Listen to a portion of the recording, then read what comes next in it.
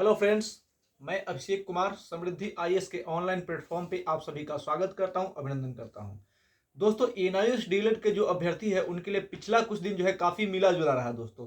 कहीं से थोड़ा सा उनको पॉजिटिव भी मिला है तो कहीं से जो है काफ़ी ज़्यादा उनको जो है नेगेटिविटी देखने को मिली है। जैसे हमने देखा है संसद में जब उनको लेकर के मान्यता कि एनआईएस डीएलएड को मान्यता दिया जाए, इस मामले को जब संसद में उठाया गया तो वहाँ से गवर्नमेंट के द्वारा जो जवाब दिया गया वो घिसा पीटा जवाब था। उससे कहीं से कुछ सकारात्मकता जो है दिखाई नहीं दी और लगा कि अब तो मान्यता नहीं मिलेगी संसद भवन में। लेकिन जब न्यायपालिका का दरवाजा जो खटखटाया गया, तो चाहे वो इलाहाबाद हाई कोर्ट हो, दिल्ली हाई कोर्ट हो, उत्तराखंड हो, असम हो, तो असम हाई कोर्ट से जो है थोड़ी सी पॉजिटिविटी देखने को मिली कि जो लोग पिटिशनर थे, जिन्होंने पिटीशन दायर किया था, तो वहां की जो न्यायपालिका थी उसने कहा कि नहीं नहीं, जिन लोगों ने पिटिशनर बना है उनको जो है फॉर्म भरने के लिए जो है एलिजिबल माना जाए, फॉर्म भरने का मौका उनका दिया जाए, बाद में जब रिजल्ट होगा तो ताकि अब बाद की चीजें देखी जाएगी। तो एक पॉजिटिविटी वहां से देखने को मिली। तो एनआईएस डिलीट को लेकर के वहां से कुछ पॉजिटिव निकल गया, बाकी हर जगह से जो है उनको निराशा ही हाथ लगी है। तो अब सबसे बड़ी बात यह है कि 14.5-15 लाख के आसपास जो हमारे स्टूडेंट है एनआईएस डिलीट वाले, वो करेंगे क्या?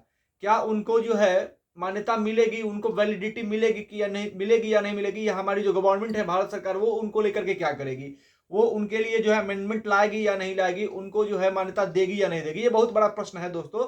14.5 लाख जो एनआईएस टेलेड के अभ्यर्थी है उनके भविष्य का ये प्रश्न है दोस्तों। तो सबसे पहले मैं आप सभी को ये बताऊंगा कि किस प्रकार से जो है गवर्नमेंट इसको लेकर के क्या सोच रही है और क्या करेगी। तो सबसे पहले आज समृद्धि आज के इस चैनल को सब्सक्राइब कीजिए, लाइक कीजिए, कमेंट कीजिए और ज़्यादा से ज़्यादा शेयर कीजिए, ताकि लोगों को पता चले कि क्या चीज़ें जो है वो चल रही है उनकी मान्यता को लेकर के। अब हम बात करते हैं एनएस डीएल को मान्यता मिलेगी कैसे। देखिए दोस्तों, आप सभी को पता है कि इंडिया की जो जो गवर्नमेंट है उसमें हमारे प्रधानमंत्री नरेंद्र मोदी जी और एमएचआरडी मिनिस्टर जो है वो धर्मेंद्र प्रधान जी है। तो हम आप 14 से 15 लाख जो अभ्यर्थी है उनकी तरफ से हम भारत गवर्नमेंट से, इंडिया की जो गवर्नमेंट है, एमएचआरडी मिनिस्टर है, प्रधानमंत्री जी है, उनसे ये मांग करते हैं कि आप 14.5-15 लाख जो है ये स्टूडेंट्स है एनआईएस डीएलएड के, इनके भविष्य की चिंता कीजिए। आप लोग आप देखिए कि इनको कैसे, आपको पता है, आप सभी जानते हैं कि एनसीटी ने सारी गड़बड़ी की है। इसमें एनआईएस डीएलएड के जो अभ्यर्थी है उनकी कोई गड़बड़ी नहीं है, जो भी गड़बड़ी हुई है वो एनसीटी की हुई है। तो एनसीटी जब गड़बड़ी कर रहा है तो उसका खामियाजा जो है छात्र क्यों भुगते? उन्होंने तो 18 महीने का अपना कीमती समय दे करके जो है डीएलएड किया, चूंकि उनको कराया गया तो उन्होंने किया।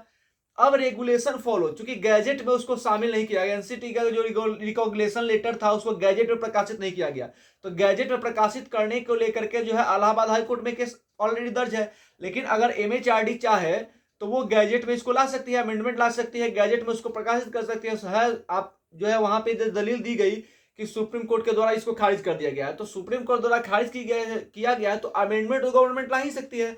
तो आप सभी को पता है कि इस साल जो है आम चुनाव होने वाला है, पूरे देश में जो आम चुनाव होने वाला है, तो इस दृष्टिकोण से जो है हमारे प्रधानमंत्री जी और हमारे जो एमएचआरडी मिनिस्टर सर हैं, उन लोगों को जो 14-15 लाख स्टूडेंट्स के बारे में सोचना चाहिए कि ये एक बहुत बड़ा वोट बैंक भी है।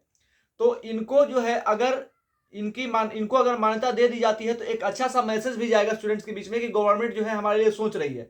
तो अगर हमारे प्रधानमंत्री जो एमएचआरडी मिनिस्टर अगर अमेंडमेंट लाते हैं, गवर्नमेंट इस बारे में सोचती है कि 14.5-15 लाख जो स्टूडेंट्स हैं ये हमारे देश का भविष्य है, ये इन फ्यूचर जो है इनको अगर मान्यता दी जाती है तो आगे जो बीपीएससी ट्री जैसे अभी हो रहा है, तो अभी अगर मान्यता नहीं मिलती तो टीआरई 3 में तो इनको नहीं एलिजिबल माना गया, लेकिन अगर इसके बाद टीआरई 4 जो बिहार में होने वाला है अगस्त में, या फिर टीआरई 5 की जो घोषणा हुई है वो अगले साल होने वाली है, या फिर देश के अलग अलग स्टेट में जब शिक्षक की भर्ती होगी तो वहां पे ये एलिजिबल माने जाएंगे। कब? जब इनको अमेंडमेंट ला करके गवर्नमेंट जो है इनको करे वैलिडिटी दे देगी, मान्यता दे देगी। तो हम गवर्नमेंट से ये बताना चाहते हैं, गवर्नमेंट को इसे ये मांग करते हैं, हम अपने प्रधानमंत्री जी से ये मांग करते हैं कि आप 14.5-15 लाख जो स्टूडेंट्स हैं एनआईएस के, इनके बारे में सोचिए और आप अमेंडमेंट लाइए, या फिर जैसे हो अगर आप चाहेंगे तो इनको मान्यता मिल जाएगी।